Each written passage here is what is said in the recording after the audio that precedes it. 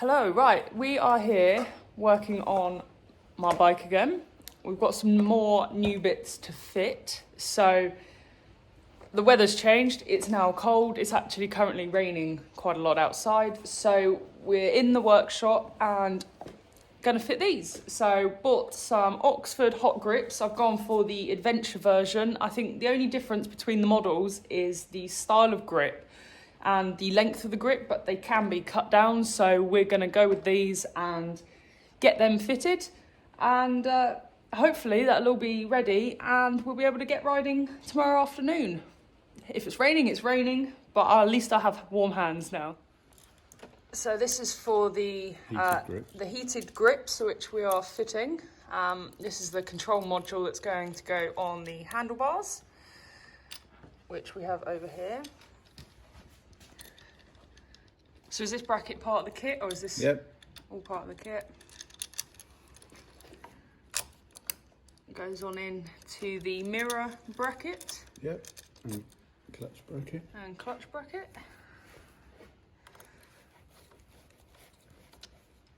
Tighten it up.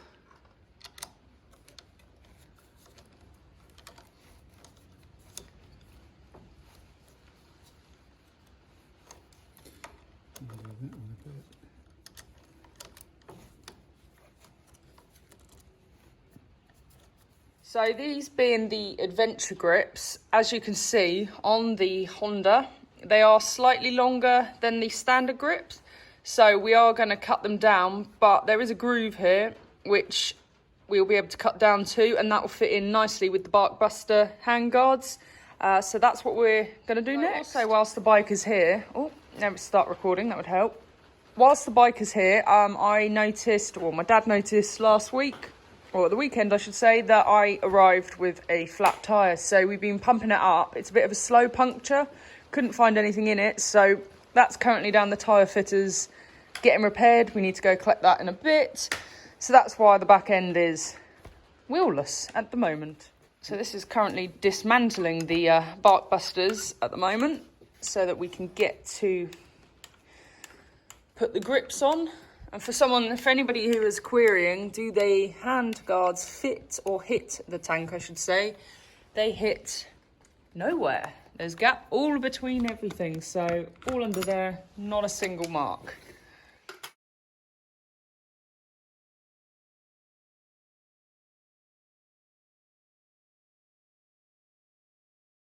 So the easiest way of getting these off is to cut the original ones, which you'll find they are glued down.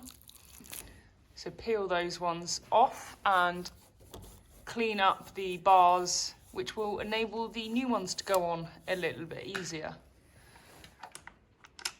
So this grip ended up going on first time, which we didn't expect because I didn't even film it. So, well, it's on.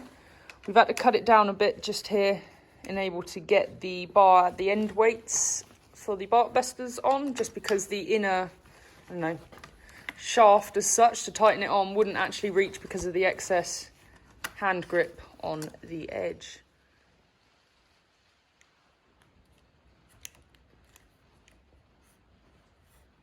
There are probably other methods to get these off, but we're not reusing them, so the simplest way, use a Stanley knife. So this side is now on and tightened again with the Barkbusters refitted.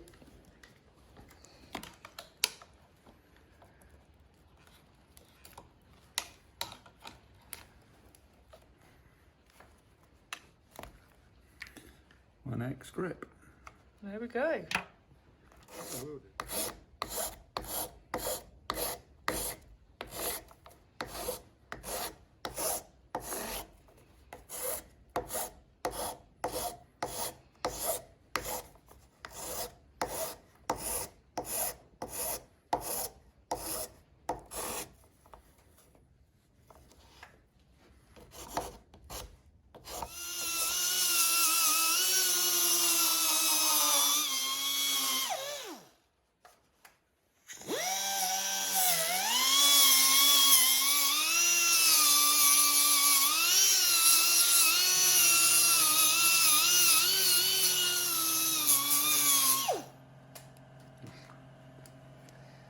So the reason for this is to get rid of the lip that was on the end to allow the grip to go on, but also on the Honda there are little lips or little ridges here, and that would stop the grip from actually sliding on.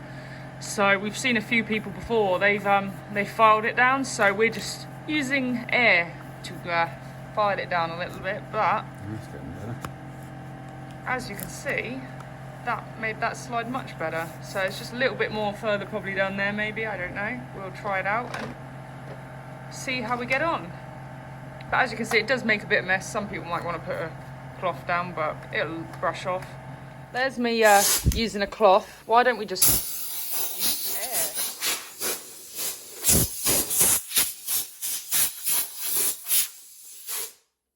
air? Tidy. So with the throttle grip, we've put a bit of loctite just so that it actually sticks. So the bit of plastic in there actually sticks to the rubber grip itself. The last thing we'd want is that just spinning around on its own and not actually turning, I don't know, is it the little motor in here to actually get it going?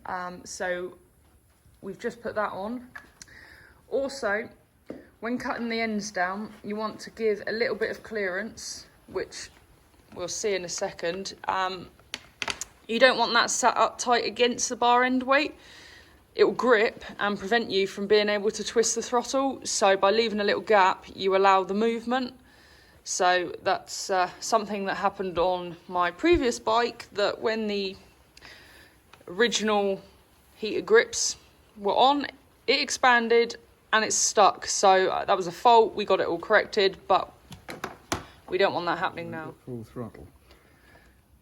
So one thing Dad's just mentioned, the cable that comes with the throttle grip, you do not want to do that up too tight. You want to allow movement, sorry, without my hand in the way, allow movement here, or else if you twist the throttle and it comes tight, you're going to prevent yourself from actually being able to twist the throttle. So you want to give it enough spare so that, yeah, you can use it, basically. You get it? There you go. Go again. And then tighten the plastic cap over the joint there. Do the same with the other side.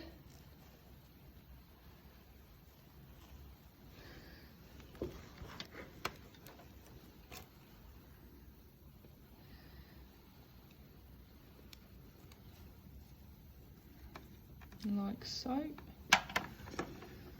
And then it's up to you where you want to put the cabling, really. So we're gonna keep it up tight under the bars and try and make it look tidy under there so that it's not visible too much, just lying around the headstock basically. So once you've connected those two, the bit I haven't filmed already, oh it is going, is this cable down here is going through underneath and runs all the way under the tank, down the side, and comes out here so that we can connect it to the battery. And that is part of the Oxford kit, so that's just the way we've routed it, hence how we've just connected it all. I did it in slightly different order, but it is there and it's now a case of hiding it all. So before anyone comments, yeah, in your Oxford kit, you actually get the super glue. So use the super glue, people. Forget Loctite for that bit. You can use Oxford super glue. And when it comes to needing cable ties, zip ties, they provide them also. Yeah, it's a good job we checked the components before we fitted. Yeah, oh well. So that's some spares to put back in the toolbox. Hopefully you can hear over the rain. That's how bad it is outside. So that's the heated grips on there and over here. Got a little bit of slack there to allow for turning. The rest of it's all tied up in here.